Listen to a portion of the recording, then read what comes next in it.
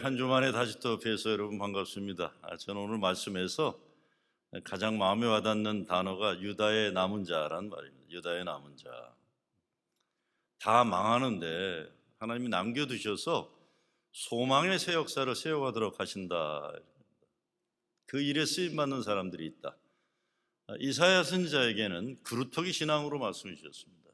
나무 밑둥까지 잘렸어도 밑둥에서 싹이 나오는 소망입니다. 오늘 우리가 살아가는 이 시대에 너무나 중요한 말씀이라 저는 생각합니다. 하나님이 남겨두시는 바알 우상 신에게 무릎 꿇지 않은 자 7천 명도 있다고 그랬죠.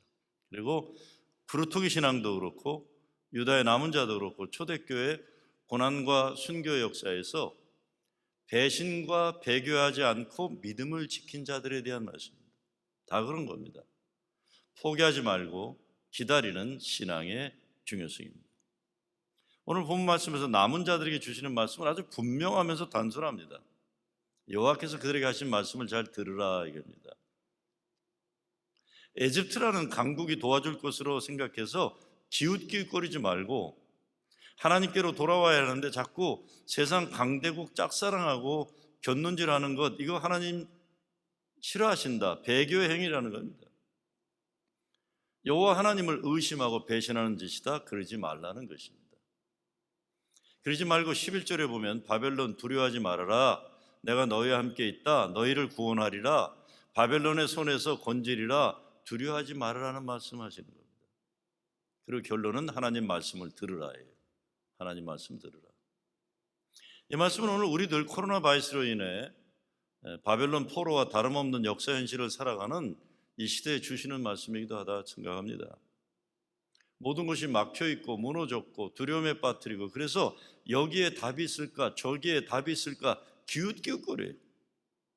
하나님은 그런 것들 의지하려고 하지 말고 나에게로 돌아오라 하시는 겁니다. 그리고 하나님은 말씀에 순종하는 교회 성도들을 이 시대에 남은 자로 삼으시는 것입니다. 구원입니다. 구원은 열리는 것이고 뚫리는 것인데, 바울과 실라가 감옥에서 기도하고 찬양할 때 감옥문이 열리고 전도의 문이 활짝 열리게 돼 있어요. 나사로가 무덤에서 나오는 거예요. 무덤에서. 저는 오늘 우리 삶에 가로막혀 있는 것들을 푸는 구원의 말씀이 나누고 싶어요. 혈관이 막혀도 풀어야 하고 가슴이 맺혀도 풀어야 합니다. 사람과의 관계가 막혀도 맺힌 것을 풀어야 서로 살 수가 있습니다.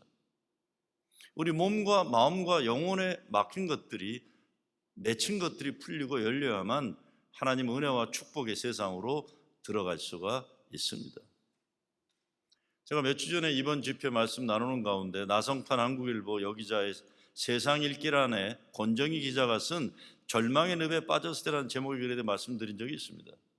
그분이 쓴 글의 결론만 읽어드렸는데, 그런 글을 쓰게 된 동포사회의 현실이 어땠다는 것을 한번 오늘 잠깐 소개하고 싶어요. 이렇게 썼어요.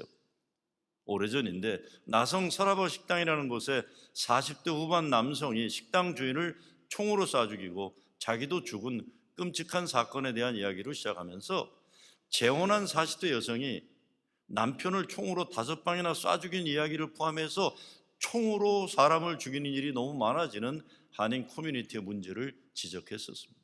그러면서 이런 말을 했었습니다. 불교에서는 생로병사를 인간사 4가지 고통이라고 하지만 세상의 고통이 그뿐이라면 얼마나 간단할까? 늙고 병들고 죽는 고통의 기본 가지 외에도 숨이 콱콱 막히도록 힘들게 하는 고통의 격가지들은 많이 있다. 실직으로 인한 암담함, 감당할 길 없는 페이먼트, 배우자의 폭행, 외도, 도박, 약물 중독 등 비행, 실연의 충격, 사기, 배신으로 인한 파상 등 복잡해진 세상살이만큼 다양한 일들이 우리를 절망의 늪으로 내몬다 그랬습니다. 이에 대한 결론으로 쓴 것이, 절망의 늪에 빠졌을 때 2가지를 명심했으면 한다. 첫째, 모든 것은 끝이 있다는 사실, 아무리 칠흑 같은 어둠도 때가 되면 새벽빛에 밀려난다. 둘째, 목숨이 살아있는 한 끝은 아니라는 사실, 어떤 상황에서도 희망은 있다. 희망을 보려는 마음만 있다면. 제가 2주 전인가 이 결론 부분만 말씀드렸었죠. 오늘 여러분을 절망의 늪으로 내모는 인생의 현실들은 무엇입니까? 어린 시절 제 아버님이 휘문고등학교 영어 선생님이셨는데, 당시 군사독재 치하이기도 했지만 당시 남자 어른들의 삶이 60년대 삶에 막힌 현실, 절망의 늪을 푸는 방법을 저는 어려서 봤어요. 그는 돼지 삼겹살과 소주 한 잔으로 푸는 거였어요. 내가 어려서도 아버지에게 아버지 예수 믿는 사람이 왜 술 마셔? 하면 아버지는 항상 내 목구멍에 막힌 백묵가루 그렇게 쓸어내려 해서 그렇다 하셨어요. 백묵가루만 쓸어내리려고 그러셨겠어요? 인생에 답답하게 아프게 막힌 그런 나라의 현실, 개인의 현실, 세상의 현실이 얼마나 많았으면 그랬겠습니까? 어떤 것들은 시간이 흘러야 어떤 것들은 평생 없어지지 않을 수도 있어요. 그런데 세상 어떤 것으로도 절대로 풀리지 않는 것들이 있습니다. 성경에서 이런 문제를 견고한 진이라고 얘기합니다. strongholds. 특별히 영적인 견고한 진들은 쉽게 무너지지 않습니다. 죄의 문제이기도 하고 우리를 기죽게 만든 어떤 나쁜 그리고 아픈 경험일 수도 있습니다. 가정들도 가정에 뿌리 깊은 견고한 진들이 무너져야 그 가정이 하나님 축복 가운데 형통할 수가 있어요. 꽉 막혀 있으면 하나님과 소통이 안 되는 가정, 형통함이 어려운 거예요. 하나님 자녀로서 누려야 하는 사랑과 은혜의 삶을 가로막고 있는 것들이 있습니다. 복음 안에서 누리는 자유를 박탈하는 어떤 묶는 것들입니다. 내 마음에 기쁨과 감사가 넘치지 못하고 오히려 걱정과 근심과 불안과 고통 가운데 살아남는 어떤 마음의 영적인 상태일 수 있습니다. 끊어야 하고 버려야 하는 나쁜 버릇들을 고치지 못하는 죄악을 사랑하는 생활일 수도 있습니다. 예레미야는 거듭거듭 이 모든 문제 해결은 하나님 말씀 듣고 순종하는 것이라 결론합니다. 왜 그분의 말씀을 들어야 하는 이유를 말씀하는 것은 내가 너희를 구원하리라 지켜주리라 함께하는 하나님이기 때문에 그 하나님만 붙잡으려는 거예요. 바벨론이나 에집트나 쳐다보지 말고요. 성경은 하나님의 말씀이 믿는 자 속에서 역사한다고 증거합니다. 하나님의 말씀이 가만히 있는 것이 아니라 움직이는 에너지라는 거예요. 요한복음에 보면 예수님이 내가 너희에게 이르는 말이 영이요 생명이라 했어요. 예수님 말씀이 우리를 살리는 살아 움직이는 영이요 생명이라는 겁니다. 예수 믿는 사람들이 세상의 사탄마귀에 싸워서 넉넉히 이길 무기가 있는 거예요. 그래서 하나님의 말씀은 살아있고 운동력이 있어 좌우의 날선 어떤 것보다도 예리하다는 겁니다. 오늘 저는 하나님 말씀 순종이 일어나는 역사를 다시 한번 생각하고 싶어요. 첫째, 말씀은 믿음을 준다고 그랬습니다. 믿음을 준다. 그러므로 믿음은 들음에서 나며 들음은 하나님의 말씀으로 말미암았느니라. 로마서 말씀이죠. 믿음이 있어야 살 수 있는데 그 믿음은 하나님 말씀을 들어야 한다는 게 귀로 듣고 심령으로 듣고. 믿지 않으려는 사람들은 말씀을 듣지 않고 자기 생각에 가득 차 있어서 그래요. 하나님의 말씀이 선포되면 그 말씀을 귀담아 들어야 되고 가슴으로 영접하고 받아들여야 돼. 믿고 들으면 믿음이 생기는 거예요. 여러분 인생 가로막힌 문제들을 해결하는 가장 최선의 방법은 예수님 말씀 잘 듣는 거죠. 잘 듣고 믿어야 되는 거죠. 이사야 55장 11절에 보면 이런 말씀이 있습니다. 내 입에서 나가는 말도 헛되이 내게로 돌아오지 아니하고 나의 뜻을 이루며 나의 명하여 보낸 일에 형통하리라. 그것만이 아닙니다. 잠언 4장에 보면 내 아들아 내 말에 귀를 기울이라 내 마음속에 지키라 그것은 얻는 자에게 생명이 되며 그 온 육체에 건강이 됨이니라. 성경 말씀 가운데 이렇게 노골적으로 사람의 문제를 해결하는 방법을 제시하는 구절 저는 마음에 들어요. 좀 구체적인 게 좋거든요. 하나님의 말씀을 얻은 자에게 그것이 생명이 되고 온 육체에 건강이 된다고 하니까 몸과 마음과 영혼의 강건함을 위해서 하나님 말씀을 듣고 믿어야 돼요. 저희가 이번 감사절이 되면 구약 신약 성경 필사한 거 한국에서 가죽으로 이렇게 만들어서 이제 와요. 그러면 강단에 이제 우리가 봉헌하게 되는데 그때 성경 필사할 때 제가 몸이 아픈 분, 마음이 아픈 분들에게 말씀드린 게 있어요. 몸이 아프고 마음이 아플 때 성경 필사하다가 성경 말씀 필사하는 가운데 병이 날 수 간증들이 있으니까 여러분도 간증할 수 있게 아프고 힘들 때 성경 필사하라는 말씀드린 적이 있어요. 우리 인생 문제 하나님 말씀 믿어야 해결됩니다. 오늘 바벨론 포로된 유대민족의 문제가 뭡니까? 오늘 우리들과 상황은 달라도 같은 문제를 그들도 가지고 살았던 겁니다.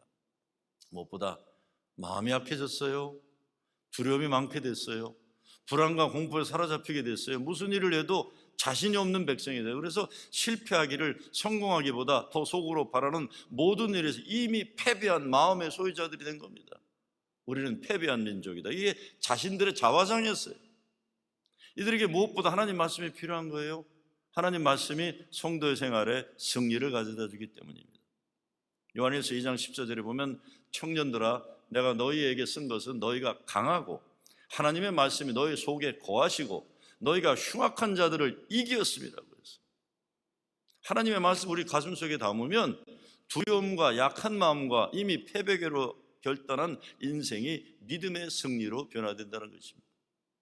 하나님의 말씀이 우리 가운데 있으면 흉악한 자를 이기었습니다. 우리들을 괴롭히는 흉악건들을 물리친다는 거예요. 두 번째, 말씀이 우리 인생 하나님 은혜의 통로를 깨끗하게 만들어주는 겁니다. 우리 혈관 속에 기름 찌꺼기들이 더덕더덕 붙어서 피를 더럽게 하고 피가 잘 형통하지 못하게 하는 것이 콜레스테롤이에요. 콜레스테롤이 제거되어야 피가 잘 몸에 돌아갑니다. 저는 건강상식이 많이 구식이에요.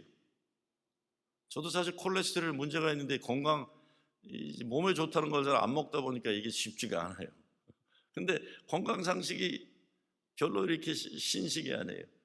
양의사를 보러 가는 거 잘 안 하고 병원에 잘 안 가고 웬만하면 참던가 아니면 타일레놀 하나를 먹던가 아니면 암마나 부항을 뜨거나 침을 맞거나 그런 거 좋아요. 뭔가 그 몸에 직접적으로 느껴지는 게 그럼 뭐가 좀 되는 것 같다고 생각해요.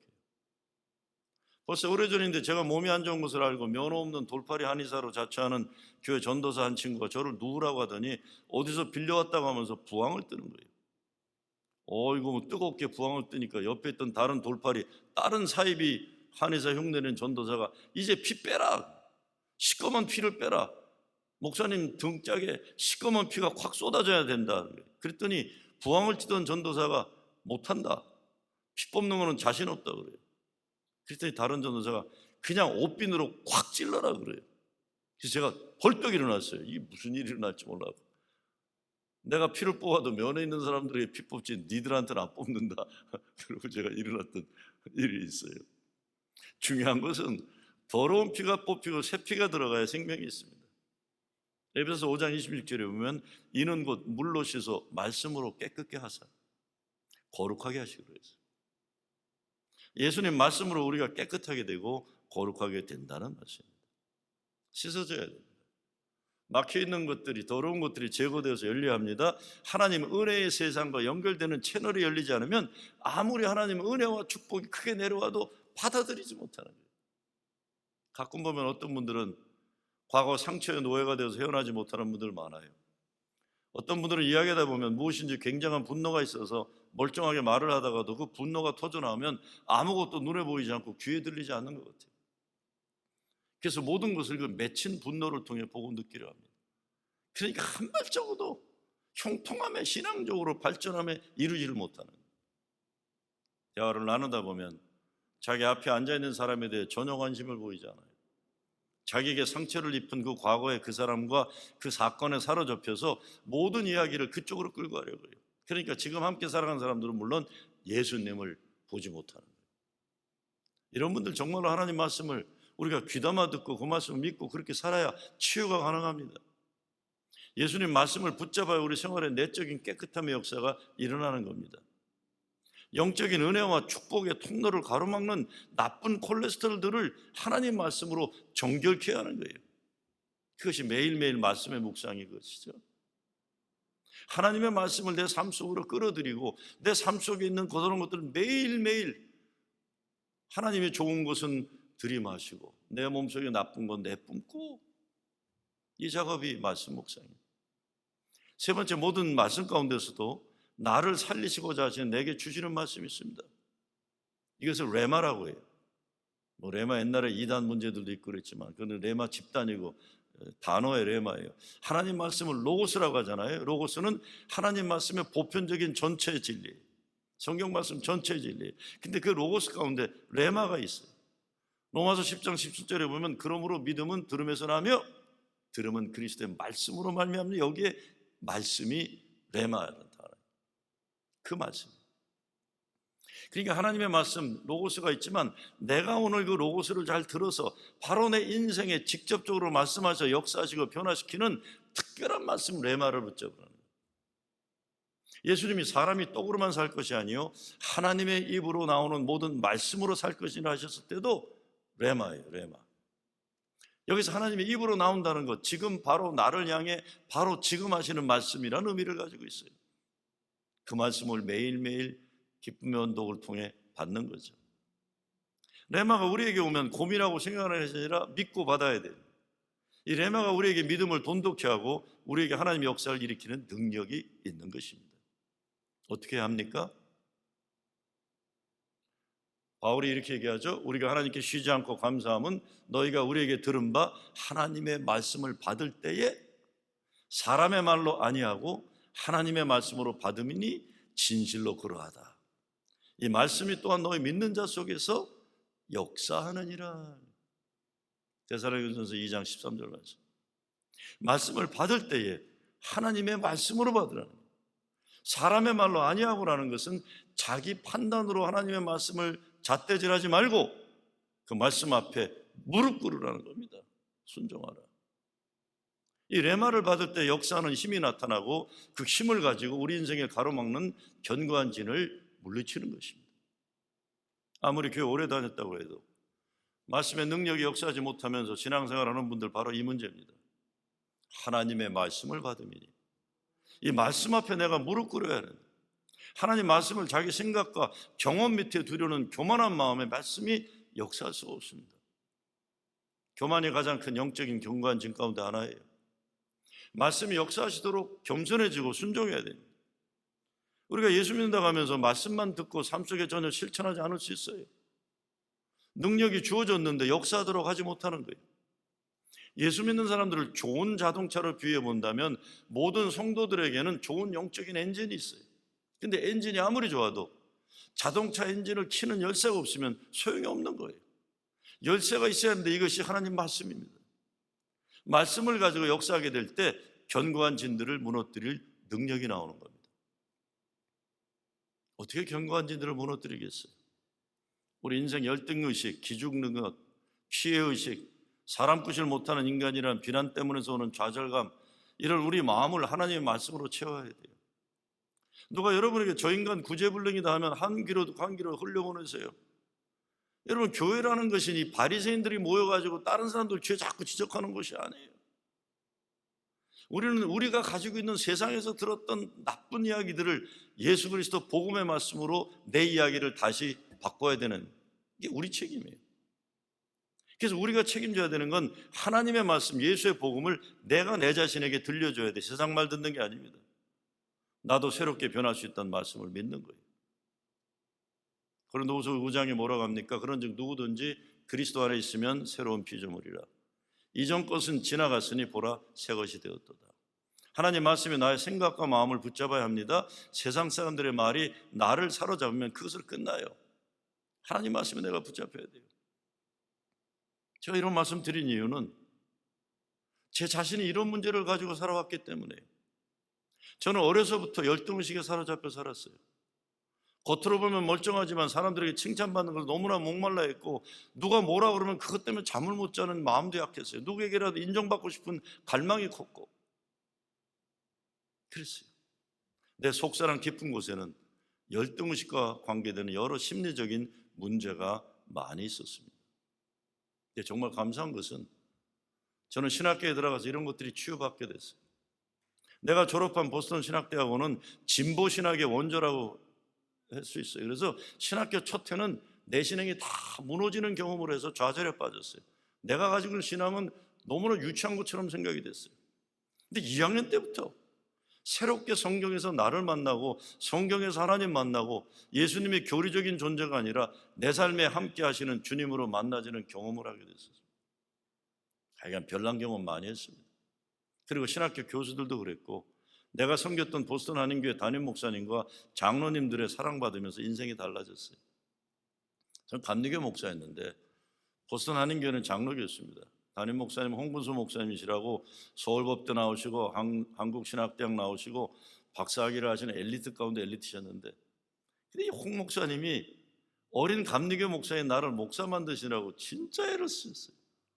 매 월요일이면 자기 설교 평가하러 가시고, 당시 보스턴에서 가장 큰 교회였는데 한 달에 한 번 설교를 23살, 24살인데 한 달에 한 번씩 시키고, 그리고는 월요일마다 내 설교를 잔인할 정도로 평가하셨고, 그러시다가 제가 신학교를 졸업하니까 1년간 안식년 가시고 나를 임시 담임으로 세우셨어요.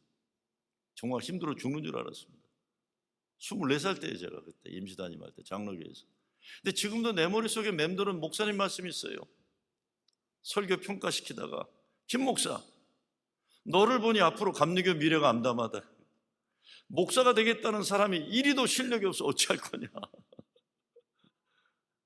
근데 그 말씀은 내가 제대로 목사 되기 위해서 채찍질 하셨던 거예요.